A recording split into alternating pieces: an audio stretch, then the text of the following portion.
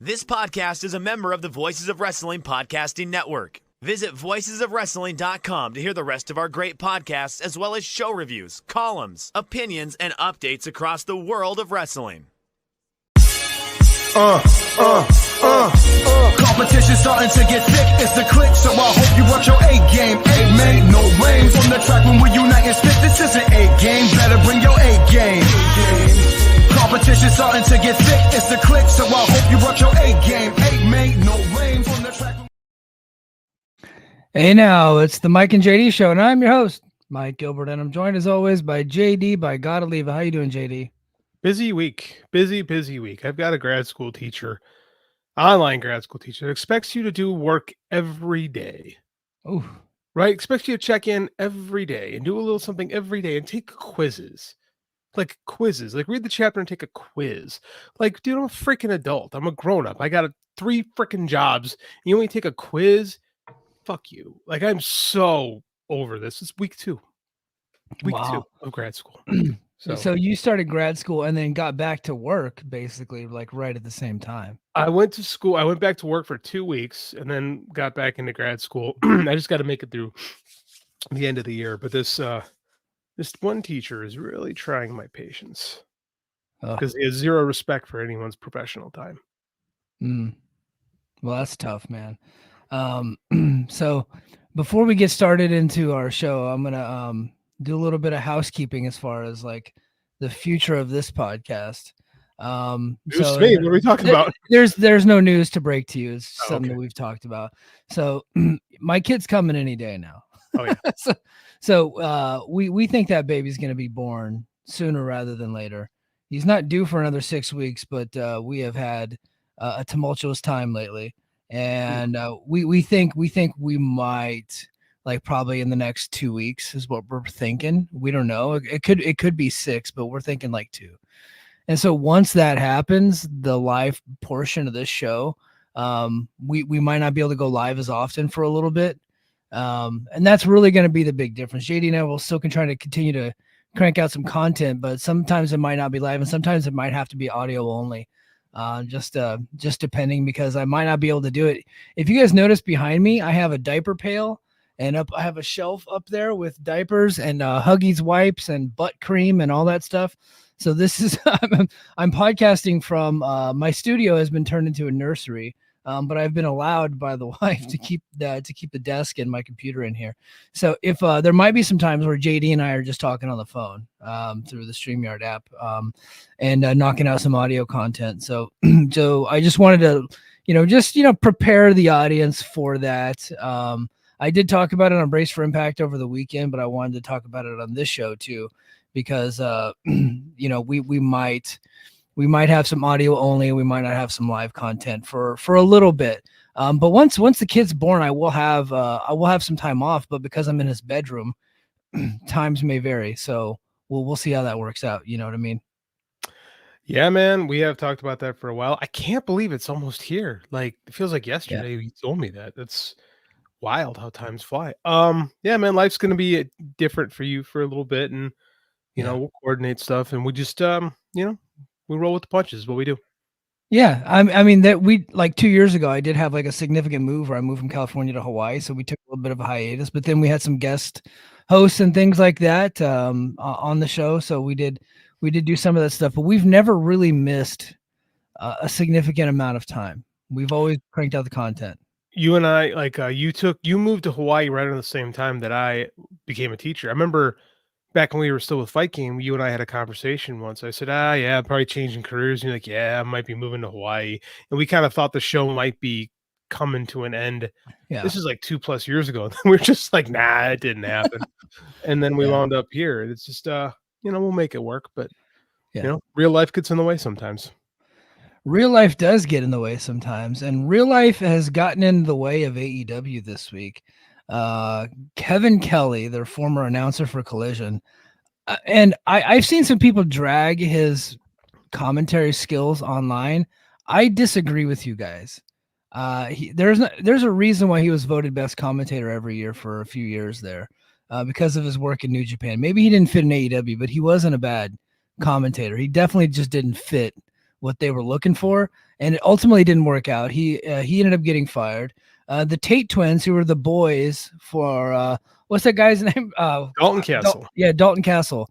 The boys for Dalton Castle. They also got fired earlier this year. We've covered both stories, and I think you and I, just like looking at it, we were like, I think both of these firings are pretty reasonable. We thought, based on the information that we had, the reported information. Well, they didn't think so because they got together with Jim Cornette's lawyer, Stephen P. New, and have decided to file a lawsuit against AEW, Ring of Honor, and then specifically for Kevin Kelly, Ian Riccaboni for defamation for some stuff that Ian Riccaboni said on a specific Discord, which I will not name because I'm not trying to.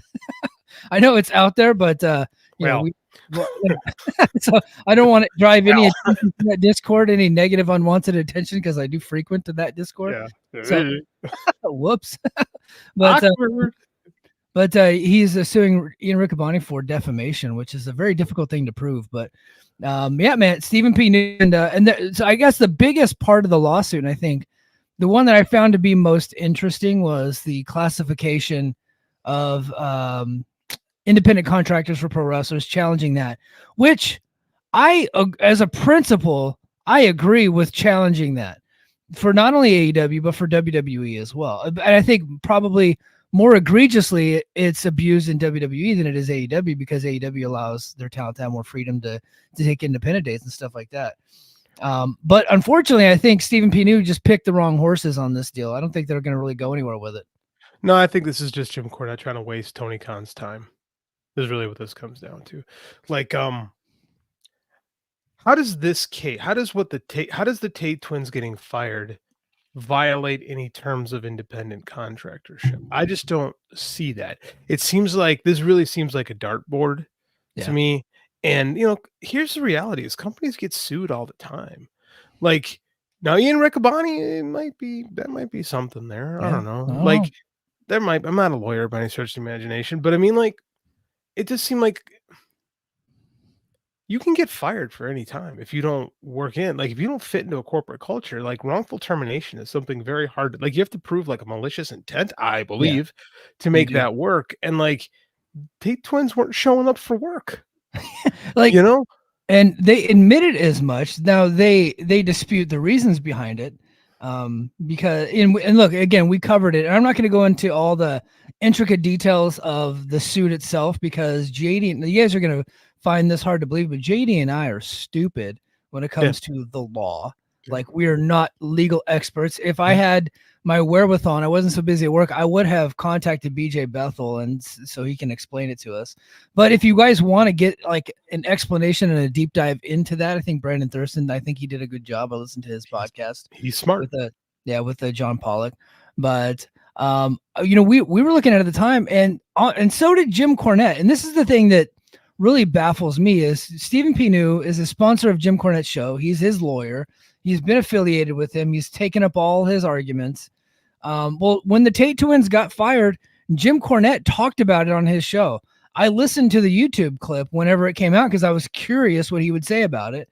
And sure enough, he was shitting on the Tate twins for being unwilling to go 3 hours to an airport to make the town, right? Because they're lower and bottom of the card guys. He had Tony Khan's side on that deal. And for Stephen P. New to take that part of the case up, I think is telling, to be honest with you. But I'm not, obviously I don't want to get myself into a defamation thing, but it kind of looks like maybe these guys are all hoping for a settlement. Well, whether or not they get it, I have no idea. I don't know if they got a leg to stand on or not. Isn't Stephen, not, maybe I'm wrong with this, but I thought, and I could be wrong, and I firmly, if I'm wrong, I'll take it, but I thought he was a personal injury attorney. I thought that was his big thing. I don't know. So before Corny got whacked, like, and he's been kind of whacked for a long time, but I always found him to be funny whacked. Like, I like people to be crazy. Like, if you're going to be on the internet, you're going to say stupid stuff, just be a bit funny and crazy. So I liked him for a long time. I think he got way too out there, and you could tell that there was an agenda there with it, with what he was doing. It was just about, like, every episode became about taking down AEW and taking down Dave Meltzer. The same game plan that we're seeing from Eric Bischoff. Corny was ahead of the game on that deal. Mm-hmm. And so that's why I kind of had to disconnect myself. Now, when he when someone dies, I think Corny is a good resource to talk about it Yeah. from his era. I think he would be a good guy to listen to, but anything he's talking about modern wise, I don't really care. But plus he's like unreasonably mean with his stuff. You know what I mean? It's like it's just way too overboard, which is kind of part of his persona. But Well, that's what I mean. Is and that guy who does the artwork for them, he's like needlessly racist with a lot of his stuff. yeah, Like he's really kind of a rot. I'm not going to name names, 'cause I don't want to get in trouble, but he's really kind of a rotten person. Like there's a lot of bad vibe around the Cornette brand, right? Like for a while, and like it's so funny. The AEW launch really kind of put him into a bad space because he just didn't like the wrestling, yeah, and like it really kind of rallied a lot of the anti-modern wrestling fans. And I think there's one guy there who kind of just keeps poking the bear and making sure that everyone involved is miserable. Take for that which you will. I don't know, man. It seems like they want a settlement, which I get. They're gonna hire the guys who are gonna go after them, and it's I don't think this really will go anywhere. yeah. So the movie that Kevin Kelly, they said that he supported the movie, but I think he was just retweeting about the movie. It was the Angel Studios movie about the child sex trafficking thing, which is a legitimate problem in the world, by the way. It's not a one-sided issue, but that is underneath one party, but it is very much a legitimate issue. And however, I think, go ahead. I was saying, however, what that movie is about is not. I'll be honest, I have not seen the movie. I have not seen it. I haven't either, but it's from what I've read about it. It's very there's a lot of child sex trafficking in the world. It's a massive problem, especially in certain Southeast Asian countries specifically. I've been through the training, right? I've been stationed in three Hawaii's not exactly Southeast Asia, but Japan and Korea. And then of course we do have an issue here in Hawaii too with that. Mm-hmm. I've been through all the training. I know for a fact it exists, and it is a huge freaking problem. But it's not a democratic issue. No, it's not, and it's not happening in like pizza parlors in Washington D.C. That's the problem is when people take real life problems and then they exacerbate them into like fantasy.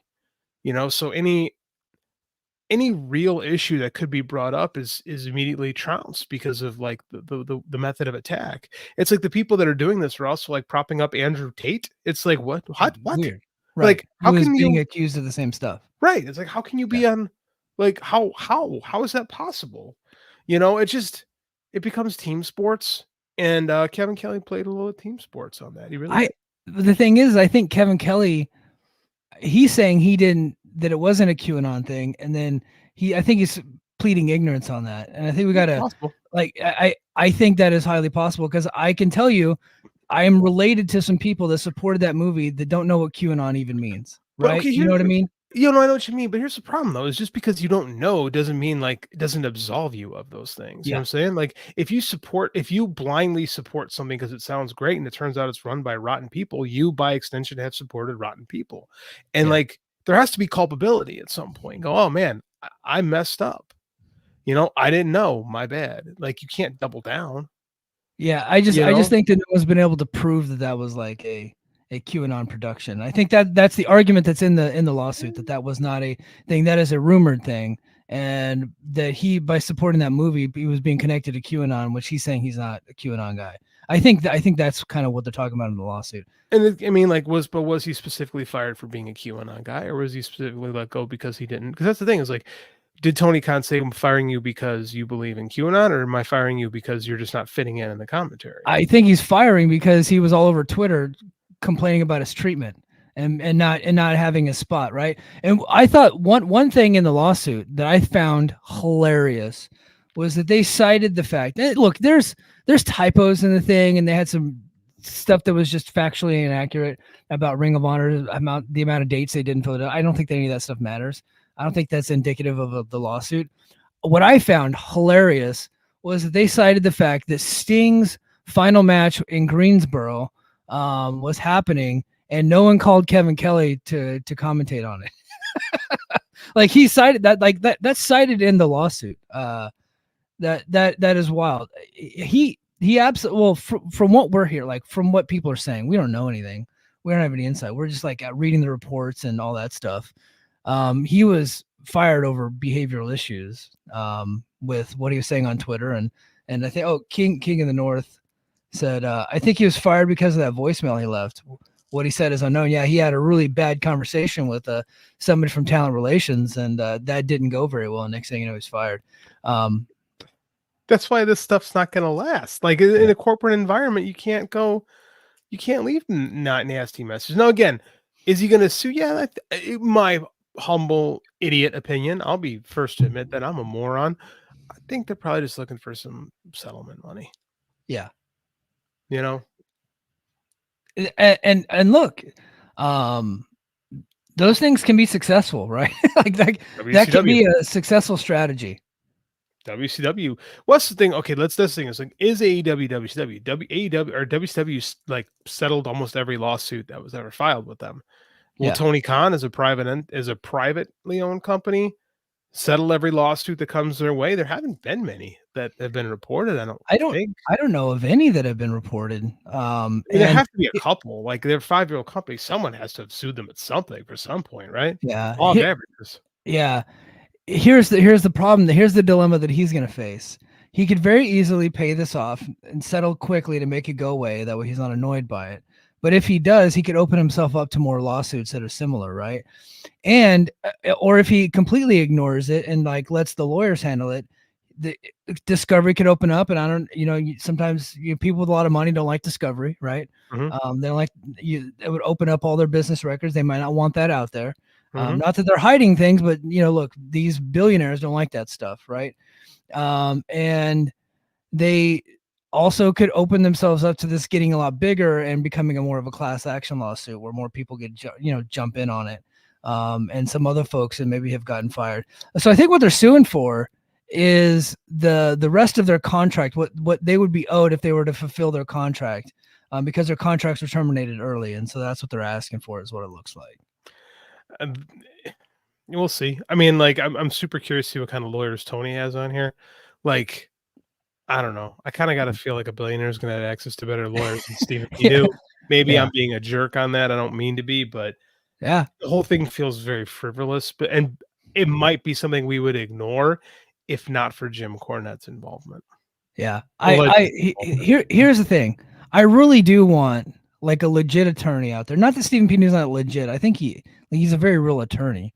Right? I think that's clear. He's got money, right? He's been sponsoring all these folks, and I think he's actually done a lot for certain AEW talents. I think wasn't there a rumor that he was CM Punk's lawyer at one point too? I don't know if that's true or not.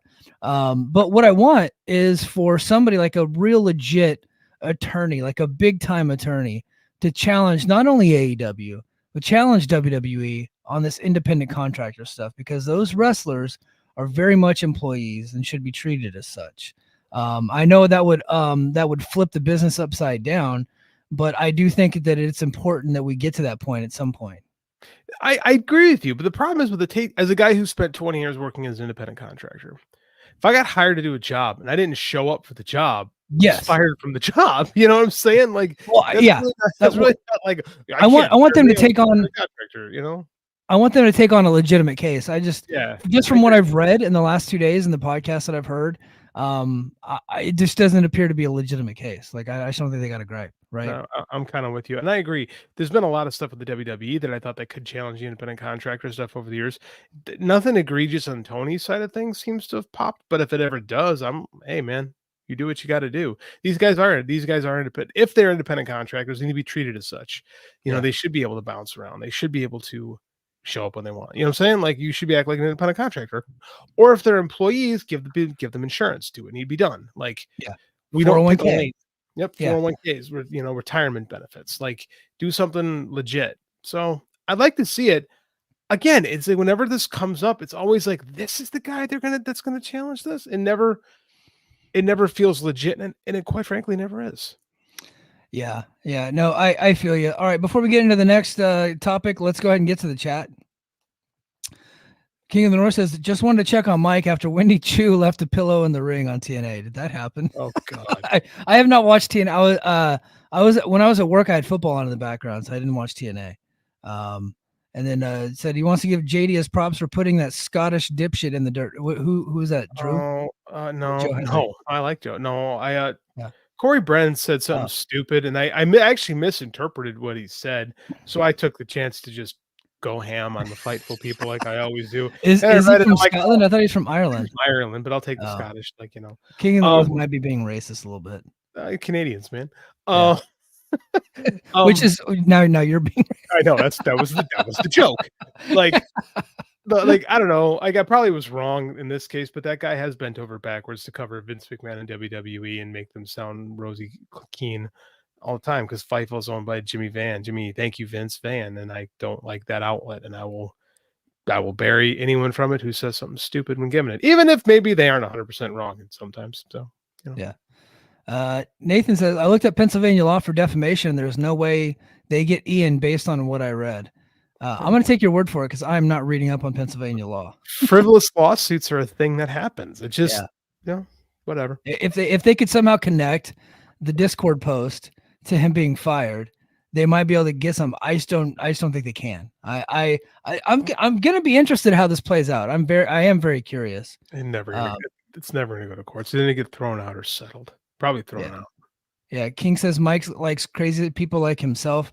So, guys, I grew up listening to Howard Stern and George Carlin and Chris Rock and Eddie Murphy, Richard Pryor, Sam Kinison, Andrew Dice Clay. You could tell that my sense of humor is a bit mean sometimes. And so I typically, like, when people are getting offended by certain things that people are saying, I'm usually not the one. But I'm like empathetic to the people that are being offended by that. But I'm just like, stuff just doesn't bother me, because I'm like, I've been listening to that shit since I'm like 8 years old, right? Like you remember those Columbia House deals? Oh yeah, the 10 CDs for like $1. Mm-hmm. I remember I got my uncle to fill one out for me, and I was getting like stand-up comedy CDs, and I was getting like gangster rap. And so from an early age, I was being groomed and conditioned to be kind of just a giant flaming asshole when I'm 41. So if you guys see me and my tweets are a bit stiff and a bit mean, I was conditioned at a young age to be that way. I appreciate you. Yeah. Let's see. The letter A says, Coquette rants are like Rush Limbaugh, despite him hating right wing. Isn't that weird? Yeah. It's weird. All right, look, we got crazy people on both sides of the aisle, right? Mm-hmm. Yeah, big time. All right, let's see. IO Productions. I think this is a good thing that we can kind of talk about. Looking forward to this Vince Netflix after that trailer. Did you see the trailer? I did not actually see. Yeah, I watched the trailer. It looks like it's going to be very well produced and filmed. Yeah, the big budget. They have Vince in the trailer. They actually cover the Janelle Grant case, but the top journalist that they chose to speak about the case, according to the trailer, is David Shoemaker from The Ringer, the bald guy. Of course it is. The guy who does the WWE podcast with Bill Simmons. Of course, that's the guy that they I was like, this fucking company, man. God damn it. Fuck Netflix too. Just what we need, another fucking puff piece. Like, dude, I was, and he wasn't being nice to Vince, right? I will say that. But once I started to see it, I was like, okay, they're actually covering it. I was thinking maybe it'd be a blip on the radar, but I didn't think that they would be advertising it in the trailer, and they did advertise in the trailer, so I got encouraged. And then I saw the bald dude, and I was like, bro, this guy's a clown. He is not a journalist. He is not a reporter. He is not a WWE. He is a historian. He is just he's a fan. And look, I get it. He's friends with Bill Simmons, and he has a podcast on The Ringer, so they treat him like he's a somebody. But this guy doesn't have the knowledge base to be speaking on. He really just doesn't, and he doesn't have the integrity, right? Because he's not going to go all in on WWE. He just isn't. No, I mean, I am of the mind that we're probably not going to hear anything about Ashley Massaro or Mel Phillips or Terry Garvin or any of these guys that, the real black eyes from this company over the years. I just don't think so. I think that I read Ringmaster, the book, last year. It was all right. There's a lot of stuff in Vince's life that I can get why you'd want to make a documentary on him. But I mean, like, I just don't trust WWE's partner. on this. I don't trust Nick Khan. I don't trust any of these guys. I don't think you're going to get a truly fair portrait. It's going to be like Evan Husney and those, dark side guys who sold out to make Eric Bischoff happy for reasons. So to have a truly fair representation of him and tell his story, you do have to say the good things. Like you do. Like there are good things. And I know that sucks to hear, but that like people are complicated. And he is probably the most complicated individual, him and Benoit. It's like those two, right? I think you have to tell the good side. You have to have that side. But you also have to have the people who are independent of that company, or it does not have their clause, the WWE clause in them, or not dependent on WWE giving them access to be able to speak freely and intelligently on the situation. That's why we have an independent press corps, right? That's why we need it. That's why we need Dave Meltzer. That's why we need John Pollock and Brandon Thurston. Now, I get you not wanting to talk to Dave because Dave has been adversarial with the company for a long time. And there's a bunch of people that see Dave's name and immediately shut out because of the narrative surrounding Dave more than Dave himself. But there's no reason Brandon Thurston or John Pollock aren't part of this. Like a real reporter. Or BJ. Or BJ would be a good one too. So that's the problem right now is we have too many guys coming up in this business who want to play games like Fightful, right? They just want to play patty cake with the companies. They don't want to actually cover them. And like Sean will say, I'm not a journalist. I'm like, you guys do a lot of journalism over there for not being journalists. Yeah. SmackDown plans are not journalism. No. It's just you getting people hyped for SmackDown an hour before the show is on the air. Mm-hmm. That's not journalism. That's PR. That's all that is. And look, they're very successful, and I think Sean does a good job with contract information, free agency, that type of stuff, and getting some details that some of us don't get. But I think the rest of them, it's just they don't cover. They don't cover them hard. They don't cover them hard. They don't. They refuse to They refuse to be tough. Like, well, our audience doesn't want that, and it's like, well, fuck off. I mean, I don't know what else to say. Like, it just. When Dave's done, it's a sad day. It's a real sad day when Dave walks away. It's all it's left is Pollock and Thurston. Yeah, I think Pollock and Thurston, they do such a really good job, and specifically Brandon Thurston because he has been called a shill for AEW. He's been called a shill for WWE, and he's been called a hater of both companies, which tells me he's doing a very good job. Absolutely. And earlier this week, it was reported, and I can't remember the number off the top of my head, but he actually got the turnstile count for All In and reported the number. And it was, I think it was like 48,000, something like that, 48,000, right? The turnstile count. He didn't put any context. He explained what the turnstile count means, but he just counted, right? He got the count and reported it. And AEW fans went ape shit on that guy, just like they did last year. He's fake news. He's lying. He's WWE. He's this. He's that. It's weird because wrestling fans, specifically in America, they love counting. They love to count to 10 in the ring. They love to count to 3. They love counting backwards from 10. But if you count how many people in the crowd, they get fucking obscene about it. It's wild. It's because you can't go over 10. Yeah. Yeah. So they can't comprehend anything over 10 sometimes. When the number goes over 10, then all of a sudden it's like, number does not compute. Yeah, the wrestling fan. I mean, team sports again, they're stupid. I'm so over the attendance conversations in general, and this is why I've kind of been off Twitter lately, because it's just I'm so tired of the same arguments and the same conversations and the tribalism, and it just freaking sucks, man. Wrestling Twitter used to be a lot of fun.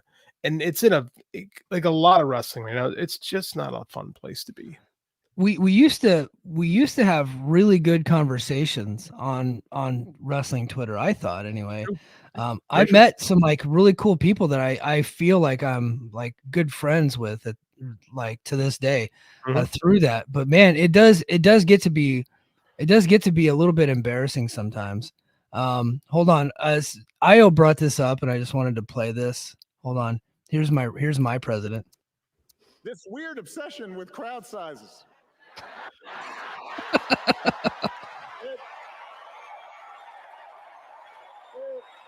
All right, sorry. Good. That's a good one.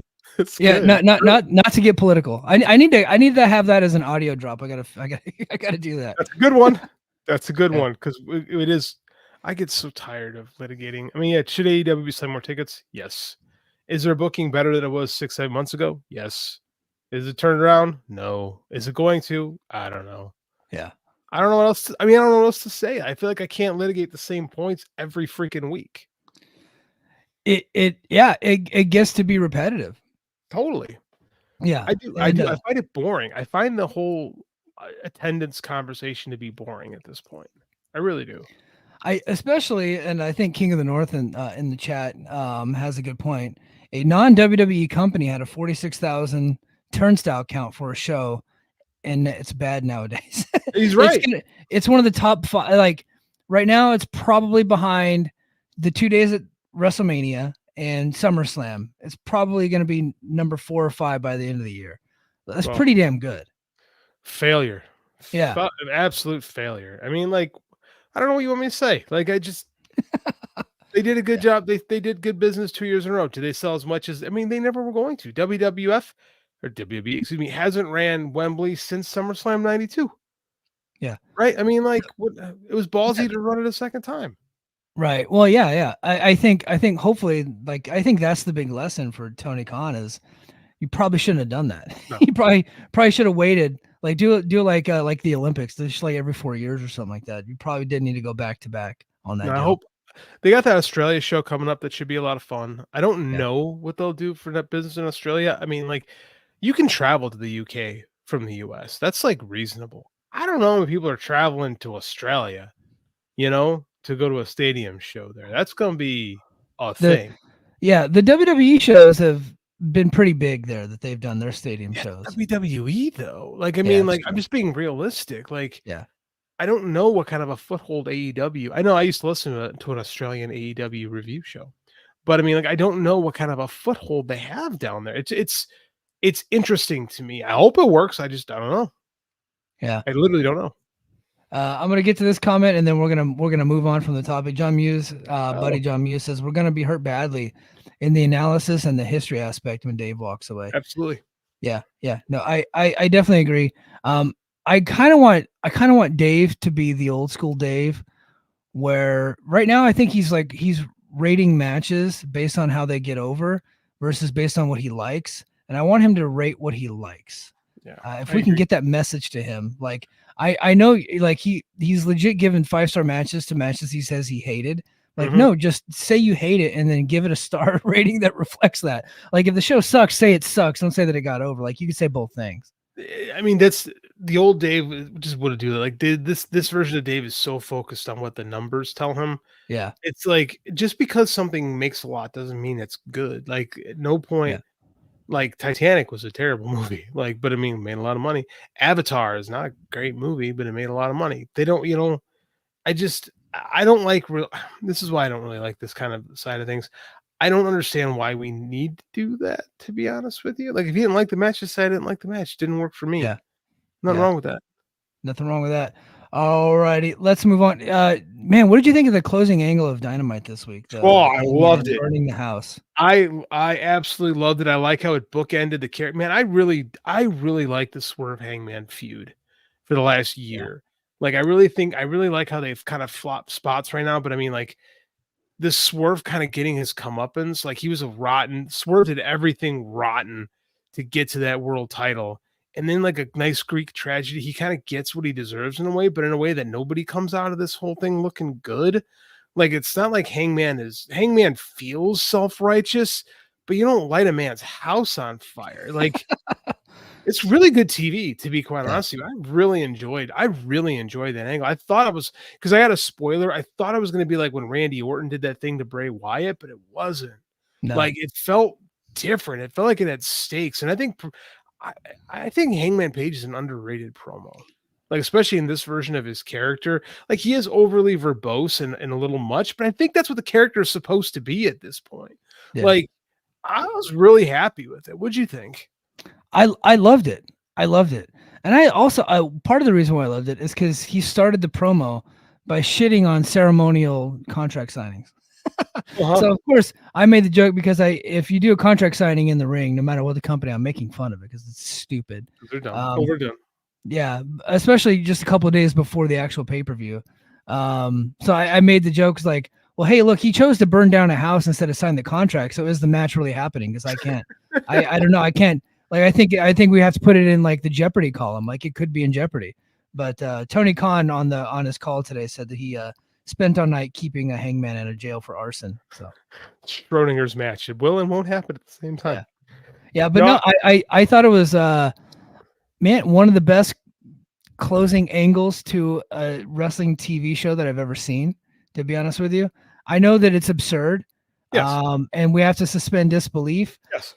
And sometimes that can be difficult for me. And I think I don't want to, but if it's awesome, I can't not. Like, I know it's not legit. I know he's not going to go to prison. And I know they're not really going to explain it very well. But because it was awesome, I'm going to give them a pass because Hangman was sitting there with a glass of whiskey, setting a motherfucker's childhood home on fire. How could that not be anything but awesome? A guy who broke into his house, right, a year ago, who everybody, and Hangman is like the most justified heel in wrestling since like Bret Hart. Yeah. Like how can you people cheer this guy? Look what he did to me. I hate him. Right. Yeah. Just like he's so total babyface. But he's not though. Like, I know he's got a reasonable gripe. Yeah. Oh, totally. Yeah. That's what makes him a good heel. That's what makes him a believable villain. Like those are some of the best villains, the ones that think they're right. And it's when you think about it, you're like, they are kind of right. But Swerve kind of thing is like, man, I did so many bad things to get the title. I had so many bad things to get the title. And then seeing a bad thing turn back on you and him just being helpless to realize like I made this bed and now I got to sleep in it. It's really good TV, man. I was really happy with it. Yeah. I thought the whole, I thought the go home show was pretty good. It's pretty good. I'm kind of over how many times Kyle Fletcher's getting beaten.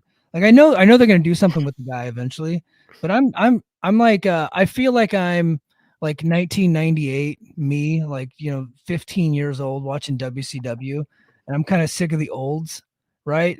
So I'm like these 50-year-old dudes that are on top. I'm ready for these young cats to break through, and we saw it with Swerve recently. Now I'm ready for Kyle Fletcher to break through. Mm-hmm. That's Garcia's getting a shot, Yeah. No, it's good. Kyle Fletcher's got a ton of talent. He's still a kid, but at some point he's got to start beating people. Yeah. We saw it happen with Swerve, and I was pretty impatient with that too. And if you guys think I'm going to learn my lesson, I am not. I'm going to be impatient about Kyle Fletcher too. I'm going to fucking ring that bell until it happens. Clearly you don't listen to the show, if that's what you think. Yeah. But so we got All Out coming up. Let's go ahead and get a little bit of a preview of that. So I mean, the main event has to be Swerve versus Hangman inside a cage. I think they said that it's going to be a lights out. Right? Mm-hmm. So what do you think of that match, and who do you see going over in that one? I think I'm going to have a great time in the arena. That's what I think. My kid has asked if he could borrow my phone during that match because the blood makes him a little uncomfortable. And he's like, he looked at me and goes, they're both going to bleed a lot. And I said, you're right, bud. You're right. Yeah. I'll give you my phone in that match. I don't see Swerve going up 3-0. I don't either. I think that's the dilemma. So I've seen the argument both ways, which means like they have a good problem on their hands, right? Because I've seen the argument both ways. Swerve goes up 3-0 and then Hangman devolves more into madness. But I'm like, and then that makes him more interesting. I'm like, I don't know how more mad he can get, guys. Like, right. Like he he's pretty fucking furious right now.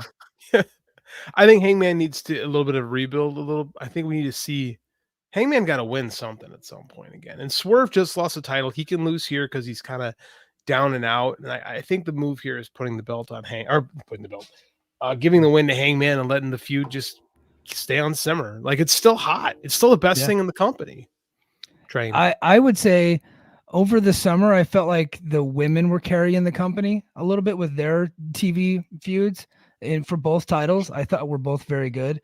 Now the Britt Baker and the Mercedes Moné one, I didn't think ended up very well. Did that not deliver at the end? I think they missed the mark on that, and we have not seen Britt since then. I think that's interesting. I don't know if that means anything, but I think that's interesting.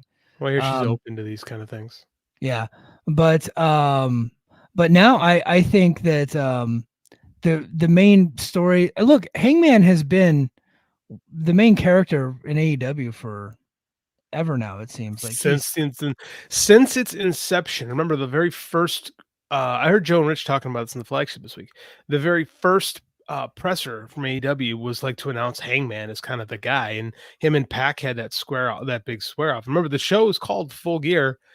The pay-per-view is called Full Gear because Pac showed up with his full gear on, and that joke was that Hangman was getting fat on being the elite, and they do so. I mean, like, Hangman is kind of the lifeblood of this promotion, and the fact that he's been passed over and he's like going crazy about it when he didn't do anything wrong makes perfect sense. Yeah. Hold on, I might have to kick King of the North out of the chat. He says Britt is getting traded to TNA from Masha Slamovich. Stop that. We're not taking the dentist. You can't have Masha until, of course, her contract expires next year and she signs there. Yeah, that's probably gonna happen. So I think the match is gonna rule. They have amazing the two of them have absolutely amazing chemistry. Whether it's like just a talking segment or in the ring, like these two, they're meant to do this forever. Like they are Batman and the Joker of AEW, which I have no idea. Like, so Swerve compared him to he made the comparison. He himself said this on Twitter. Well, he didn't say it. He just posted side-by-side photos of Stone Cold and The Rock and then him and Hangman. I'm going to correct him on that. Oh, go for it. I think it's more Stone Cold and Brett. Mm-hmm. That's where I see it, and I will fight this to the death. That was a much better. It didn't draw the same money that Stone Cold and The Rock did. Better feud. Because The Rock is a much bigger star. But as far as like just stories and angles and promos and heat, like the heat between those two is off the charts. And then of course the matches. So I would say I like comparing it to Stone Cold and Brett. And that is a pretty fucking high compliment for me as a guy who has a t-shirt of Stone Cold and Brett on it. It's probably the greatest WWE match in history. I'll still maintain that. I don't think there's a better top to bottom match as far as work and storytelling and like, just resonance. Like it's still the best WWE match ever. I agree with you. I think there was a time I would have said Kenny Omega, John Moxley feud is the lifeblood of this promotion. It is the program that's kind of, you can always go back to, and there's just that history. I quickly think Hangman Swerve has become the next one. Yeah. Like it's reaching, like, for this company, epic levels of like what it means to the company. Yeah. Next up we got Bryan Danielson versus Jack Perry in the co-main. I'm gonna call it the co-main event because I just don't see Jack Perry as a main eventer, and I know that upsets people, but I just don't think the kid has it at that level. But Bryan Danielson's the greatest ever. So Jack come a long way this year. He did. He's improved. Yeah, he did. Like just the whole package, top to bottom. Do I think he's improved enough to be the champion to knock off Bryan Danielson 2 weeks after winning the belt? I do not. No. Wait, you don't think that he's going to be the guy to retire, Bryan Danielson? I do not. I do not see that coming quite yet. No. Yeah, but look, Jack Perry kicks out of shit. He does moves. The match is going to be great, and then Bryan Danielson's one of the greatest ever. So, like, they're going to pull off a really good match. So it's going to be fun. It's going to be great. Yeah. Next up, which I think could be like sleeper match of the night, Will Ospreay versus Pac for the. I keep wanting to call it the Intercontinental title, but it's the International title. Formerly known as the American title. This is your work rate sicko nerd match, and I can't think of a better one they could have given us. I can't tell you how excited I am for this match. Yeah, it's gonna tear the house down. But I love Pac. He's been losing a lot, which sometimes, like, if a guy's been losing a lot, it makes me think that they might get him a win here, but I don't think so. I think Will's got to take the victory here. He just got the belt back. Yeah. And then we got, which I think they've been doing a really good job of making this feud interesting, MJF and Daniel Garcia. Garcia, whom I assume is signed here. There's not been an announcement, but I'm sure he's re-signed. Yeah, but looks like it's gonna look. I think they're gonna have a pretty good match. I don't know what you're gonna do because I mean, like, I feel like if Garcia loses, he's done. Yeah, but I mean, like, and that the move would be to put him over MJF, but I don't know if Max's ego lets that happen. I mean, like, I think we're kind of buying into the narratives of MJF a lot of the time. But I do have a hard time seeing him losing to Daniel Garcia in this one. Hope I'm wrong. Yeah, me and Garcia got beef after that promo on Wednesday where he made fun of MJF for going to Turkey and getting hair plugs, and which immediately made me stop Googling how to get hair plugs in Turkey. So I was like, that's very offensive to me. So No comment. But yeah, I think this one's hard to call. I think the right move would be to put Daniel Garcia over if you're trying to build a guy. But I just don't know if MJF goes back-to-back pay-per-views with a loss. I just don't think they do it. I mean, we're asking a lot for this pay-per-view as opposed to letting newer guys win over established guys. That just typically isn't how we see things in pro wrestling in general. Yeah. I'm gonna referee. Oh, excuse me. I'm going to. I lost my train of thought, Mike. Continue. Yeah, I know what you're trying to say. Willow Nightingale and Chris Statlander. I feel like I thought this feud was about over, but it just keeps going. They have good chemistry. I do think we could kind of. I mean, like, is the title on the line? Is that a CMLL title on the line? It's just she's just going to be the champion and have a street fight, basically. Yeah, they're just having a match apparently because I don't know. There might be political things with the CMLL title. I could see it. Well, you know, CMLL values their titles. It should be fun. I like Willow. I think that Chicago crowd's going to eat her up. I think this should be the end of this feud, right? Yeah. But one more time. That's the problem with this show is they had to throw something together, right? Because you spend all summer promoting Wembley, and then Chicago gets table scraps because we just can't. We have to have these two shows so close together. It's whatever. It'll be a good match. Hey, Chicago, I think you guys got pretty fucking good table scraps with that cage match, and Pac versus Ospreay. Well, I'll tell you this: we used to get 10,000 plus at the Now Arena. Now we're gonna be lucky to get 7,500. So we'll see what happens again. Yeah. Tag team championships: the Young Bucks versus the Blackpool Combat Club, Wheeler Yuta and Claudio. The Blackpool Combat Club just got the trios title, and now they're already gonna have them lose for a tag. Like Young Bucks got to keep the belts here. I don't see any reason why they would lose. Wheeler Yuta getting pinned for sure. Yeah. But of course, it's probably going to be a good match. I just don't find it to be interesting, to be honest with you. I have lost a lot of interest in the Young Bucks over the summer. I can't tell you how little I care for the Young Bucks right now.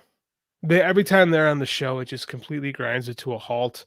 Their characters are off-putting. They're not interesting anymore. Like, they don't have to be baby faces to be interesting. They can be effective heels. But these characters are not effective heels, and I'm bored with the whole thing. Yeah. King of the North says Willow versus Chris is an ODQ match, and CMLL stopped it from being a title match because they don't do gimmick matches for belts. You know what? Good for you, CMLL. Be Sam Mushnick. I like that. Like, stick to your guns there. Let's not go crazy here. Like, they don't book their time. I mean, like, CML titles are really just kind of there. So yeah, hardly Sam Mushnick, but I agree with you. Yeah. Kazuchika Okada looks like he's defending his Continental Championship against 3 unknown assailants. Mystery people. The King's Knights is going to be Jeff Gaylord and Greg Valentine. But not Terry Funk, for sure. Not Terry Funk, for sure. I think Jeff Gaylord might be dead, too. I'm not sure. Okay, well, that joke just got a little darker. Yeah, I didn't realize it until after I made it, actually.